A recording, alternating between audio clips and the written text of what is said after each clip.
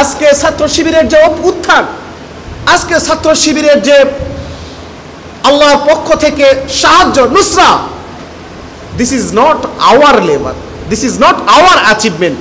এই অ্যাচিভমেন্ট সেই মহান বিপ্লবীদের যারা ফাঁসির কাস্টে যাওয়া আগে তার সন্তানকে বলেছে, জামা ক্যালেন্ডার করাটা পরে যাব নাকি যেটা পরে আছি সেটা পরে যাব। আপনি একবার কল্পনা করতে পারেন, পিতাকে ফাঁসির মঞ্চে দেওয়া হচ্ছে, তার সন্তানকে গুম করে ফেলা হয়েছে। 28 বছরের একজন রমণী তার 2 বাচ্চাকে টানা 8 বছর ধরে প্রবোধ দিচ্ছে, তোমার বাবা ফিরে আসবে। পিতা ফাঁসির মঞ্চে, সন্তান জানে না তার বাবার ফাঁসি হয়ে গেছে। পিতা ফাঁসির মঞ্চে যাচ্ছে, সে জানে না তার সন্তান আদৌ দুনিয়াতে বেঁচে আছে কিনা। শহীদের স্ত্রী একদিকে স্বামীর ফাঁসির আয়োজন করছে, তার দাফনের ব্যবস্থা করছে, আর একদিকে দাফন করে সেই পরের দিন শহরের বড় বড় বিল্ডিংকে খুঁজে ফিরছে তার সন্তান এই বিল্ডিংয়ে আছে কিনা। মীর কাসেম আলী ভাইয়ের সাথে এমনটি ঘটেছিল। একদিকে কাসেম আলী ভাই ফাঁসির মঞ্চে, একদিকে ব্যারিস্টার আরমান টানা 8 বছর হাতে হ্যান্ডকাপ, চোখে গামছা বেঁধে 8 বছর এক রুমের মধ্যে গুম অবস্থায় পড়ে আছে। আরমান ভাই তার 2 বাচ্চাকে, মেয়ে বাচ্চাকে হাফ প্যান্ট পরা অবস্থায় দেখেছে, ফিরে এসে দেখে তার কৈশোর, তার বাচ্চারা পেরিয়ে গেছে। আরমান ভাইয়ের স্ত্রী তার শ্বশুরকে দাফন করছে, তার স্বামীর খোঁজ নেই। আরমান ভাইয়ের মা তার স্বামীর দাফনের ব্যবস্থা করছে, তার কলিজার টুকরা সন্তানকে খুঁজে ফিরছে। এমন একটা ভয়াবহ সময় পেরিয়ে আমরা আজকে বিজয়ের মিছিল শুরু করেছি ভাইরা। আজকে আমাদের জনশক্তিদের যদি ক্যারিয়ারের ডেফিনেশন, জীবনের অর্থ, জীবনের ডেফিনেশন রাতারাতি বিপ্লব হয়ে যায়, অভ্যুত্থানের সাথে সাথে আমাদের দৃষ্টিভঙ্গি, ফিলোসফির যদি অভ্যুত্থান হয়ে যায়, তাহলে রক্তের ঋণ আমাদের কাঁধেও চেপে যাবে। আমার ভাইয়েরা, don't think career means only job, don't think career means only getting opportunities to do something.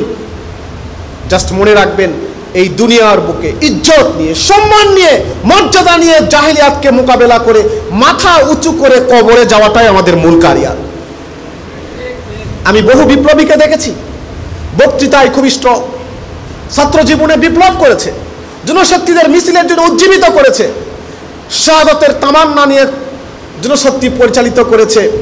কিন্তু after getting marriage, after getting job, after leaving ছাত্র শিবির, তার বিপ্লব 180 ডিগ্রি উল্টে গেছে। আমাদের কিছু ভাইয়েরা বলে, ভাই আমি তো ব্যাংকে চাকরি করছি, ইসলামী অর্থনৈতিক বিপ্লবের কর্মী হিসাবে কাজ করছি। কেউ আবার পারিবারিক বিপ্লবের কর্মী হিসাবে কাজ করছে, কেউ আবার বিপ্লবের মূল সিফা সালারের দায়িত্ব স্ত্রীর কাঁধে তুলে দিয়েছে। ভাইয়েরা, আমি আপনাদেরকে বলি, আমরা এই উত্তরবঙ্গের সন্তান, ম্যাক্সিমাম তো বগুড়ার জনশক্তি, হয় পাবনা, সিরাজগঞ্জ, জয়পুরহাট, আমাদের গাইবান্ধা, এই জনশক্তি তো আমরা, তাই না? এখানে আমরা একটা সমৃদ্ধ মাটিতে জন্ম নিয়েছি। এই মাটি আমাদের মাটি, এই মাটি পজিটিভ মাটি। যমুনার এপার থেকে পঞ্চগড় পর্যন্ত এক অবারিত সম্ভাবনা। সো কোনোভাবেই নিজেদেরকে হীনমন্য মনে করবেন না, নিজেদেরকে কোনোভাবেই দরিদ্র মনে করবেন না, নিজেদেরকে কোনোভাবেই উপেক্ষিত নাগরিক মনে করবেন না। আগামী দিনে আর একটা বিপ্লব হবে, অভ্যুত্থান হবে, এক ইসলামী সমাজ বিনির্মাণের নতুন এক জাগরণ হবে। সেই জাগরণে আমরা সবাই নেতৃত্ব দেব ইনশাআল্লাহ। এই মাটিকে পবিত্রতার চাদরে আমরা আবৃত করবই করব ইনশাআল্লাহ। ভাইরা, আমি ইনিশিয়ালি আপনাদের কাছে এই কথাগুলোই বলার প্রয়োজন অনুভব করেছি। আমার ভাইরা, আমি যদি আপনাদেরকে প্রশ্ন করি দাওয়াতি কাজের ব্যাপারে, আমি যদি প্রশ্ন করি আপনি লোকটা কেমন, আমি যে প্রশ্নটা করছি এই প্রশ্নের মুখোমুখি হয়েছিলাম আমি টিসিতে যখন ছিলাম। আমি সেম প্রশ্ন করছি আমাদের শামসুল আলম গোলাপ ভাই, নাম শুনে থাকবেন, শামসুল শামসুল আলম গোলাপ, শামসুল আলম গোলাপের নাম শুনেছেন আপনারা? কারা শুনেছেন একটু হাত তোলেন তো। এটা এটা বোঝা যাচ্ছে জেনারেশন একটা চেঞ্জ হচ্ছে আর কি। আমাদেরও দাড়ি পেকে যাচ্ছে, আমাদেরও বয়স হয়ে যাচ্ছে। শামসুল আলম গোলাপ ইজ এ রিয়েল গোলাপ। আপনারা যারা আজকে গতকাল রাজশাহী বিশ্ববিদ্যালয়ের বিজয় দেখেছেন, কিন্তু ফারুক হত্যার ঘটনাটা আপনারা দেখেন নাই। একটু অনলাইনে সার্চ দিবেন ফারুক হত্যা। ছাত্র শিবিরের উপরে ইতিহাসের সীমাহীন জুলুম নির্যাতনের স্টিম রোলার চলেছে। রাজশাহী বিশ্ববিদ্যালয়ের ফারুক হত্যা ঘটনায় সারা দেশে চিরুনি অভিযান নামে একটা অভিযান চলেছিল। সেই অভিযানে শিবিরের 13,000 জনশক্তিকে 7 দিনে গ্রেপ্তার করা হয়েছে। তৎকালীন রাজশাহী বিশ্ববিদ্যালয়ের সভাপতি ছিলেন শামসুল আলম গোলাপ ভাই, এখন তিনি লন্ডনে ব্যারিস্টার। তাকে গ্রেপ্তার করা হলো 6 মাস পরে যমুনা সেতুর পশ্চিম প্রান্ত থেকে, পূর্ব প্রান্ত থেকে। তাকে বলা হলো, তাকে গ্রেপ্তার করে র্যাব চরম নির্যাতন শুরু করলো। উনি বুঝতে পারলেন উনি মারা যাবেন। উনি র্যাবকে চিন্তা করলেন ফারুক হত্যা নিয়ে আমার জাতির সামনে কথা বলা দরকার। তখন আমিরে জামাত বাহিরে, সেক্রেটারি জেনারেল বাহিরে, আমিরে জামাত বলতে শহীদ আমিরে জামাত মতিউর রহমান নিজামী, সেক্রেটারি জেনারেল বলতে আলী আহসান মোহাম্মদ মুজাহিদ। গোলাপ ভাইকে বলা হলো তোমাকে এখন প্রেস কনফারেন্সে যেতে হবে, তোমাকে স্বীকার করতে হবে ফারুক হত্যার নির্দেশ দিয়েছে মতিউর রহমান নিজামী এবং আলী আহসান মোহাম্মদ মুজাহিদ। আর এটি সমন্বয় করেছে রাজশাহী বিশ্ববিদ্যালয়ের সাবেক সভাপতি ডক্টর রেজাউল করিম, মাহবুব আলম সালেহী এবং শফিকুল ইসলাম মাসুদ। গোলাপ ভাই বললেন বলবো। প্রেস কনফারেন্সে নিয়ে আসা হলো। তিনি প্রেস কনফারেন্সে বললেন আমাকে জবরদস্তি করে কিছু কথা বলার জন্য এখানে নিয়ে আসা হয়েছে। আমি জানি একটু পরে আমি মারা যাব, আমাকে পিছনে প্রেস কনফারেন্স শেষ হলেই আমাকে হত্যা করা হবে। আমি জাতির সামনে দ্ব্যর্থহীন কণ্ঠে বলছি, আমার মতো একজন ক্ষুদ্র লোকের সাথে জামাতের আমিরের সাথে কথা বলার কোনো স্কোপই নাই, জামাতের সেক্রেটারি জেনারেলের সাথে কথা বলার কোনো স্কোপই নেই। র্যাব আমাকে নির্যাতন করে জামাতের আমির, সেক্রেটারি, শিবিরের কেন্দ্রীয় সভাপতি, সেক্রেটারি জেনারেলের বিরুদ্ধে বিবৃতি আদায় করতে চাই। আমি আপনাদের মধ্য দিয়ে জাতিকে বললাম ফারুক হত্যার সাথে ছাত্র শিবিরের দূরতম কোনো সম্পর্ক নেই। এরপরে তাকে ভিতরে নিয়ে যাওয়া হলো। তাকে শুধু সিম্পল নির্যাতন করা হয়েছে। টয়লেটের কোমরের মধ্যে ইলেকট্রিসিটির শক লাইন দেওয়া হয়েছে আর তাকে বলতে হয়েছে প্রস্রাব কর।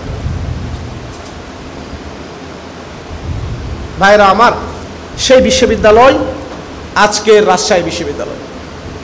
আমরা 25টা পদের মধ্যে 22টা জিতে যাচ্ছি। জাহাঙ্গীরনগর বিশ্ববিদ্যালয় আমরা সদস্য থাকা অবস্থায় সেক্রেটারিয়েট মেম্বারদের কাছে প্রশ্ন করে উত্তর পাইনি। এই ঢাকা বিশ্ববিদ্যালয় আমাদের সাবেক কেন্দ্রীয় সভাপতি জাহিদ ভাইয়ের ঘাড় বাঁকা করে দিয়েছে। প্রতিদিন টর্চার হয়েছে। আল্লাহ তাআলা আমাদেরকে বিজয় দিয়েছে।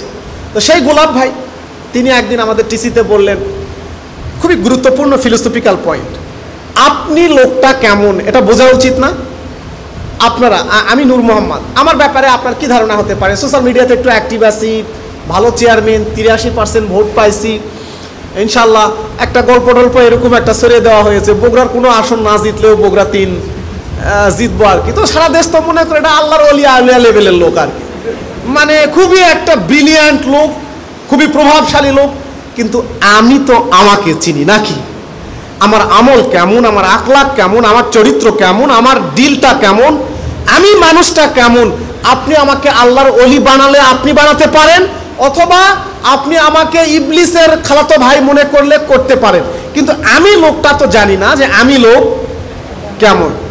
আমি আপনার কাছে জানতে চাই আপনি লোকটা কেমন, এটা বোঝা উচিত কিনা? আপনি এখন শিবিরের সাথী, অথবা এখানে সহসভাপতি আছে, পরিষদ মেম্বার, জেলা সভাপতি আছে, শিবিরের সেক্রেটারিয়েট মেম্বাররা আছে।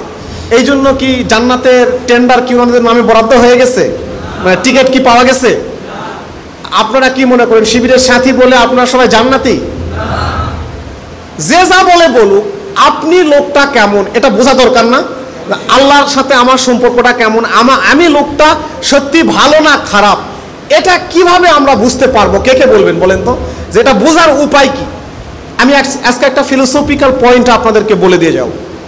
আপনি লোকটা কেমন এটা কিভাবে বুঝবেন বলেন? ফাইন, একজন বলেছে আত্মসমালোচনা। আত্মসমালোচনা করলে, হ্যাঁ, আত্মসমালোচনাতে আপনি কি চিন্তা, আপনার আমলের উত্তরণ হচ্ছে কিনা, আপনার প্রবলেম হচ্ছে কিনা এটা ফাইন্ড আউট করবেন। বাট আপনি লোকটা আল্লাহ ভীরু কিনা, আপনি আল্লাহর সাথে আপনার সম্পর্কটা কেমন, এটা বোঝার জন্য আর কি কি উপায় থাকতে পারে? ভালো কাজ করলে, এটা একটা হাদিস যে ভালো কাজ করলে যদি ভালো অনুভব হয় তাহলে বুঝবেন যে আপনি ভালো। আর কি কি কি? স্বাভাবিকভাবে ইবাদত সঠিকভাবে করতে পারছেন কিনা, ফাইন। আর কোরআন তেলাওয়াতে যদি একটু মনোযোগ থাকে। আর খারাপ কাজের সময়, এটাই ওই ভালো কাজে ভালো, খারাপ কাজে খারাপ লাগে কিনা। ওকে, এরকম 8-10টা উত্তর গোলাপ ভাই শুনলেন। শোনার পরে বললেন যে আপনাদের সব কথা রাইট, বাট আমি একটা সূত্র বলে দিচ্ছি, আপনি চিনতে পারবেন নিজেকে। আপনি যদি 5 ওয়াক্ত নামাজও পড়েন, ইট ডাজ নট মিন আপনি ভালো লোক। এই যে আমি জামাতের প্রার্থী, আমি যদি আমার সংসদীয় এলাকায় জোহরের নামাজের সময় নামাজ না পড়ে ক্যাম্পেইন করি, ভোট থাকবে? আমি শিবিরে জামাতের রোকন, আমি যদি আসরের নামাজের সময় আজান হচ্ছে আর আমি ব্যবসা বাণিজ্য করছি, আমার রোকনিয়াত থাকবে? জনশক্তিরা যদি দেখে যে আমি নামাজ টামাজ পড়ি না, মানে নামাজ পড়ার অর্থ এটি নয় আমি তাকওয়াবান, আমি আল্লাহর কাছাকাছি পৌঁছে গেছি। আমাদের জীবনের স্টাইলটা এমন হয়েছে, নামাজ পড়তে আমরা বাধ্য, মন চাক অথবা না চাক, নামাজ না পড়ে আমাদের কোনো অপশন নাই। আচ্ছা, আমি যদি শহরের মধ্যে একটা যুবতী মেয়েকে নিয়ে ঘুরি, আপনারা দেখলে কি মনে করবেন? হ্যাঁ, প্রথমে মনে করবেন ভাবি কিনা এটা, আর যদি কোনোভাবে প্রমাণিত হয় এটা ভাবি না, গেছে আর কি। তার মানে আমি আল্লাহর ভয় দূর, জনশক্তির ভয়েও একটা রমণীকে নিয়ে আমি পার্কে ঘুরতে পারবো না। তো রমণীকে নিয়ে না ঘোরার অর্থ এটা না আমি আল্লাহওয়ালা, কারণ দুনিয়াতেও আমার কিছু ভয় আছে। আমি যদি ঘুষ খাই ইউনিয়ন পরিষদের চেয়ারম্যান হিসাবে, আপনি মনে করতে পারেন তো আল্লাহর ওলি ঘুষ খায় না। ভাই, ঘুষ খাইলে তো আমার পরবর্তীতে নমিনেশনই থাকবে না। জামাত যদি বুঝতে পারে এই চেয়ারম্যান ঘুষ খায়, আমাদের বগুড়াতে একটা প্রবলেম হয়ে গেছে, আর শেরপুরে একটা প্রবলেম হয়ে গেছে সামহাও। জামাত যদি বুঝতে পারে নূর মোহাম্মদ ঠিকঠাক পরিষদ চালাচ্ছে না, আমার তো রুকনিয়াত থাকবে না, আর ভবিষ্যতে নির্বাচনের নাম মুখেও তুলতে পারবো না। তো আমি ঘুষ খাচ্ছি না মানে আমি ভালো লোক, এটা প্রমাণিত। তো গোলাপ ভাই বলছিলেন আপনি লোকটা ভালো কিনা তা বোঝার উপায় হচ্ছে আপনি যখন একা একই থাকেন, কেউ থাকে না আপনার সাথে, নো ওয়ান। আমি কি আপনার সামনে এখন পর্নো ভিডিও দেখতে পারবো, পর্নো ফিল্ম দেখতে পারবো আমি? আপনার কেউ পারবেন পাবলিক স্পেসে পর্নো ফিল্ম দেখতে পারবেন? কিন্তু আপনি যখন সিঙ্গেল রুমে ক্লোজ ডোরে থাকেন, আপনি তখন মোবাইলে যে যা দেখেন আপনি লোকটার চরিত্র ঠিক তেমন। আমার কথা কি বুঝতে পেরেছেন?